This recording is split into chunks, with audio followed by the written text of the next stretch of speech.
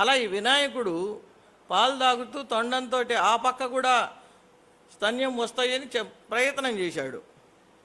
అక్కడ స్థానం కనపడలా. ఏం కనపడింది? ఇదిగో ఈయన ధరించాడు కదా నాగభూషణుడుగా పాము కనపడింది వాసుకి.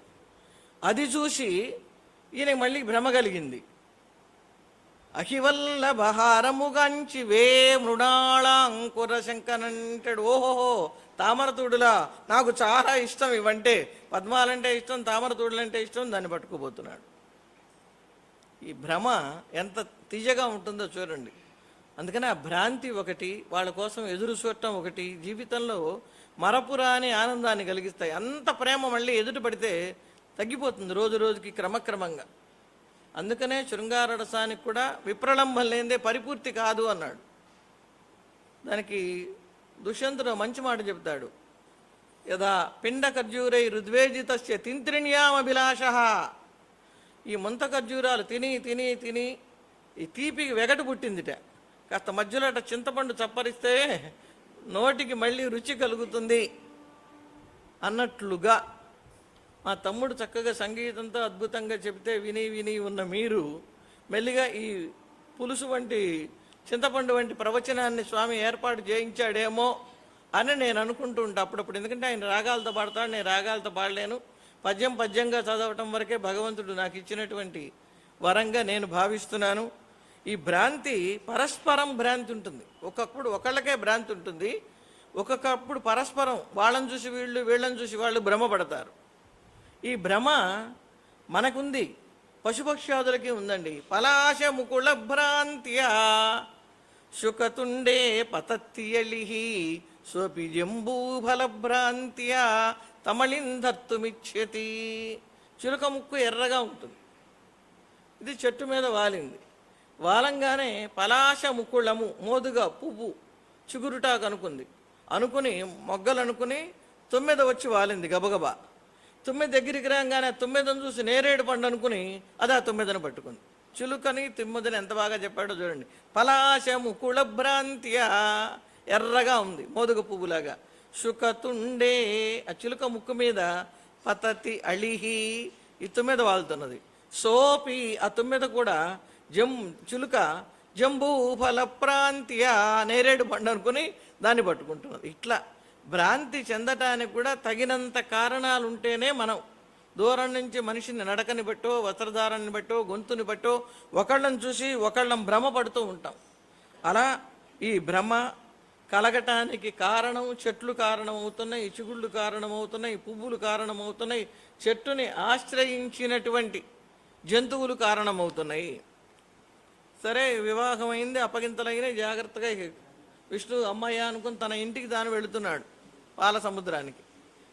ఈయన అత్తగారింటికి తీసుకొస్తున్నాడు. వెంట నడిచి వస్తున్నది. ఒక 2 మైళ్ళ దూరం దాకా వచ్చింది. ఇంక దగ్గరలో వీళ్ళ ఆశ్రమం ఉంది.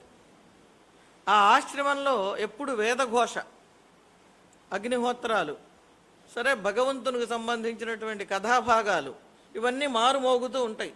అంటే 3 వేళల సంధ్యావందనం మంత్రాలు. ఈ సంధ్యావందనం మంత్రాలు 3 రకాలుగా ఉంటాయి. పొద్దున్న చెప్పే మంత్రం వేరు, మధ్యాహ్నం చెప్పే మంత్రం వేరు, సాయంత్రం చెప్పే మంత్రం వేరు.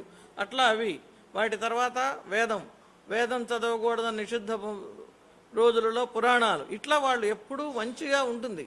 అసలు వాళ్ళు హోమాలు రేలుస్తుంటే ఆ వచ్చే పొగ వాసనకి చెట్లు అద్భుతంగా బాగా పెరుగుతాయి, తీగలు బాగా అల్లుకుంటాయి, పువ్వులు బాగా పూస్తాయి అని కణ్వాశ్రమ వర్ణనలో అమోఘంగా మూలంలో చెప్పారు. మూలంలో కొంచెం ఉంటే వాళ్ళు బాగా విస్తృతంగా ఆదికవి గారు కూడా వర్ణించారు.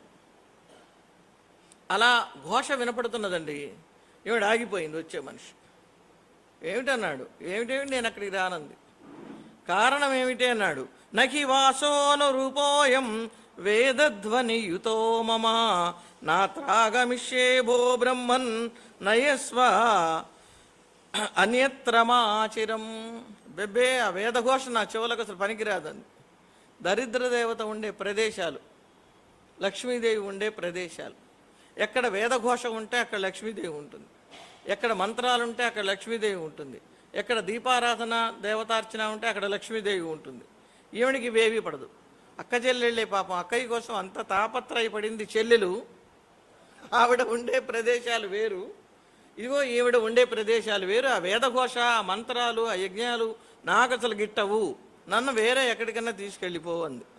ఆయన ఏం చేస్తాడండి, అప్పటికప్పుడు వివాహమా చేసుకొచ్చాడు, కాదనడానికి వీలు లేదు. అంటే మళ్ళీ ఈవిడ పెద్ద గోల చేస్తే మళ్ళీ విష్ణుమూర్తి వచ్చి ఏదైనా సర్దుబాటు చేస్తాడేమోనని ఈవునికి భయం. వివాహమైంది కనుక గృహస్థ ధర్మం తీసుకున్నాడు. కానీ ఇటువంటి వాళ్ళతో ఆయన ఎట్లా చేయగలుగుతాడు? వచ్చిన వాడికి మంచినీళ్ళు ఇవ్వకుండా ఉండే పరిస్థితిగా ఉంది.